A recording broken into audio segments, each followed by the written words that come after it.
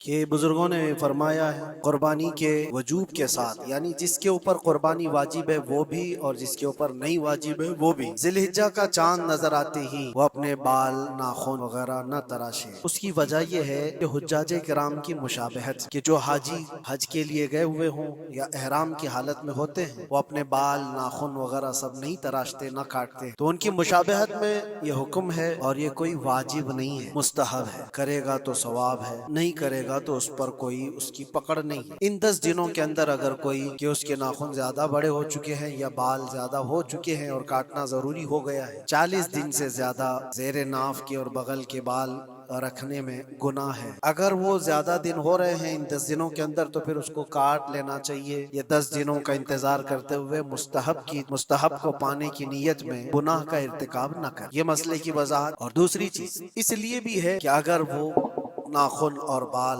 کاٹے بغیر 10 دن تک انتظار کرتا رہا تو اچھوں کی مشابہت کرنے کا بھی ثواب ہوتا۔ اور دوسری چیز یہ قربانی کرنے کے بعد جو گوشت ہے، بہت سارے لوگوں کے ذہن و دماغ میں یہ بھی ہوتا ہے کہ اس کو خود کھا سکتا ہے کہ نہیں کھا سکتا ہے، اس کو کیا کرنا چاہیے۔ مستحب طریقہ یہ بتایا گیا ہے کہ اس میں 3 حصے کرے، اپنے لیے ایک حصہ رکھے، اپنے رشتہ داروں کے لیے، عزیز و اقارب کے لیے ایک حصہ اور ایک حصہ غربا اور مساکین کو تقسیم کرنے کی۔ لیکن یہ بھی مستحب ہے، اس میں واجب نہیں ہے۔ چاہے تو پورا حصہ کھا سکتا ہے اکیلا، چاہے تو پورا حصہ بانٹ بھی سکتا ہے، یہ بھی واجب نہیں ہے۔ اپنی قربانی کا گوشت چاہے تو پورا استعمال کر سکتا ہے، چاہے تو پورا بانٹ بھی سکتا ہے، چاہے تو تھوڑا رکھ کر تھوڑا بانٹ بھی سکتا ہے، سارے اس کے لیے جائز ہے، وہ قربانی کا مالک ہے۔ اسی وجہ سے کسی کو قربانی کا اپنے وکیل بنا دیا، کسی دوسری جگہ پر اس سے کہہ دیا کہ میری قربانی کرو اور گوشت بھی وہیں تقسیم کر دو، کوئی حرج نہیں، جائز ہے، قربانی آپ کی ادا ہو جائے گی۔ مسئلے کی وضاحت بھی آپ کے لیے ضروری۔ اور ایک چیز